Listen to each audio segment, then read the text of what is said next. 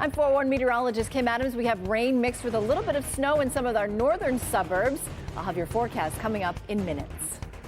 All right, Kim, also first at 4, a mid-Michigan man already pleaded guilty to the murder and mutilation of someone he met on a dating app. So why is he back in court today? We'll explain. And here's Priya Mann. Hey, Karen, Detroit high school students have an experience they will never forget, talking to an astronaut in space. We'll break down how they were able to pull this off. Live from downtown Detroit, Local 4 News First at 4 starts now. Good afternoon, everybody. I'm Karen Drew. First at 4. It's one of those days when you take a look outside and wonder what combination of wind, rain, maybe even snow you might see. Take a look right now. That is Ann Arbor in the forewarned. First forecast, we are tracking a rain-snow mix into your evening. Let's get to Kim Adams to see what you can expect on your evening drive. Kim. Well, right now it is just rain for your evening drive. Overnight tonight, we could see a few more of the wet snowflakes mix in, and that will continue through tomorrow morning. But ExactTrack 4D radar showing mostly rain throughout Metro Detroit. A couple of breaks in Wayne County right now, but let's do a little street level mapping here. And you can see that we have just a couple of areas.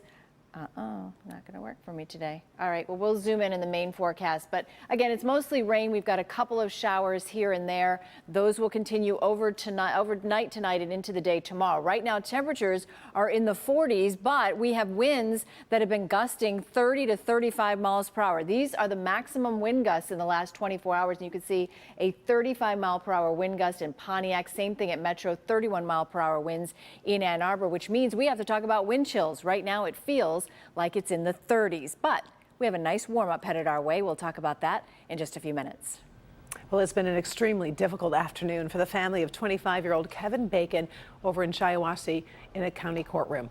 Bacon was murdered, his body dismembered. It was back in 2019.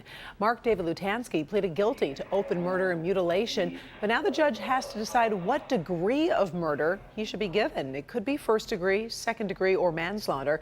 Today, the court has been listening to a taped confession from Lutansky that details how he met and murdered Bacon. No decision has been made. We'll have a live update on the case tonight at 5.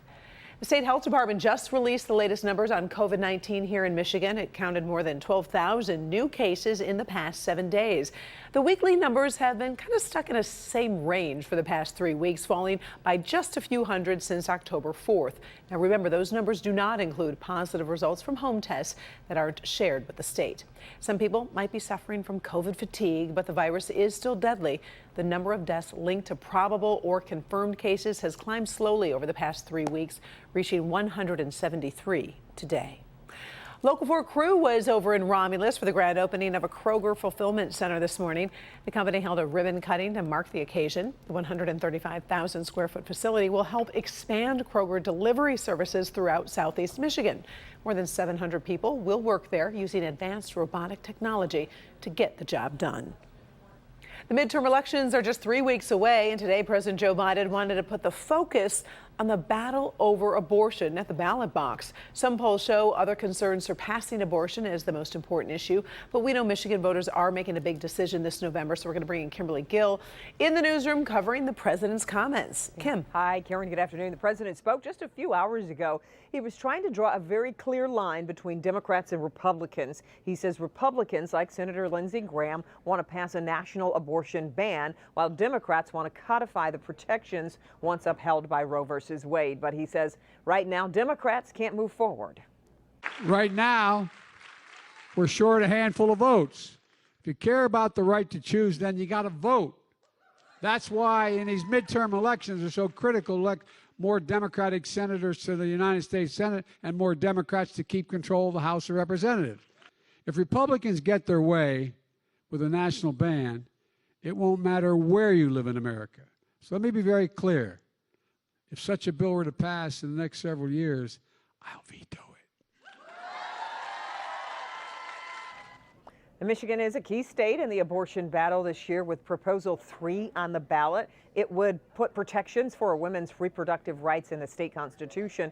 Currently, as you know, there's a 1931 law making most abortions illegal. Recent court rulings have put enforcement on hold. The courts are waiting to see how things go on November 8th. So if the ballot measure fails, the courts would decide if that 1931 law should be enforced or the state legislature, currently controlled by Republicans, could pass new legislation. Right to Life groups in Michigan are fighting to defeat Prop 3. The Republican candidates for governor, attorney general, and secretary of state all oppose the right to abortion. Our most recent polling shows more than 61% of Michigan voters would support Prop 3, but we'll have the most important results in just a few weeks. 20 days, I believe. That's when the election happens. Until then, Karen, we'll send it back to you. All right. Thank you, Kim. Sure thing. Our Click on Detroit team has created a digital election guide with tons of information about the 2022 elections. You can find details on local races, voting locations near you, and important deadlines to make sure that your vote counts. Just head to the elections page at clickondetroit.com. Much of the world is keeping an eye on how an Iranian climber will be treated as she returns to Tehran. Elnaz Rikabi competed in South Korea without wearing hijab. Speculation started immediately on whether she was trying to send a message and if she could get in trouble. Well, since then, she posted on Instagram that she was called to climb the wall unexpectedly and then had a problem with her head covering. The reaction shows just how tense things have been as protesters target Iran's government after a young woman died while in custody of the so-called morality police. We'll keep you posted as we learn more about the climber's homecoming. It was no ordinary day at school for some Detroit students who got a chance to speak with an astronaut who's orbiting the Earth right now. Priya Mann was there as they made contact with the International Space Station. And Priya, this has got to be an experience they will always remember. Oh, absolutely. They're going to remember it. I'm going to remember it. I think everybody inside that room knew they were witnessing something truly remarkable. Now, these students, Karen, they only had a 10-minute window, so everything had to go to plan. And let me tell you, anticipation was building throughout the day, hour by hour. Show what Detroit Public Schools Community District has. For weeks, Davis Aerospace Technical High School students have been preparing for this day. First, we had to find out our questions, and then we had to research about them to make sure they're good questions. It's a big nerve-wracking because I don't want to mess up or anything. Soon, they'll be asking an astronaut on board the International Space Station their own STEM questions. My question was, how long will the ISS batteries last without a charge? I was just wondering, how long will they last without a charge? How many people in this world know someone who gets to speak to an astronaut? I know 14 people who get to speak to an astronaut today. The Detroit High School connected to the ISS with an assist from the Hazel Park Amateur Radio Club and the Tuskegee Airmen. We will be able to, using our radios here and the antenna that's up on the roof of this building, we will communicate with the International Space Station. These antennas will track that station as it goes over the horizon. This is the speed that the International Space Station is traveling, roughly 17,000 miles an hour. And we're talking about an altitude of roughly 70,000 nautical miles high in the sky. How difficult is that? With a Dixie cup and a piece of string, not difficult at all. Finally, the moment they'd all been waiting for. Sierra, we are really happy to hear you. One by one, eager Radio Club members asked Japanese astronaut Koichi Wakata their questions. My name is Omari Ismail. My name is Demetria Story. My name is Eric Williams. Excellent question. A solar power supply. And after 10 quick minutes, thank you, the experience, no doubt, will last a lifetime. It was really exciting to talk to him and really life-changing. Some of the questions that we asked him, we Googled them ourselves and got those exact same answers that he had. I was actually a little bit nervous, so I didn't even hear my answer. I'm going to be bragging about it to my entire family. It's like a life experience.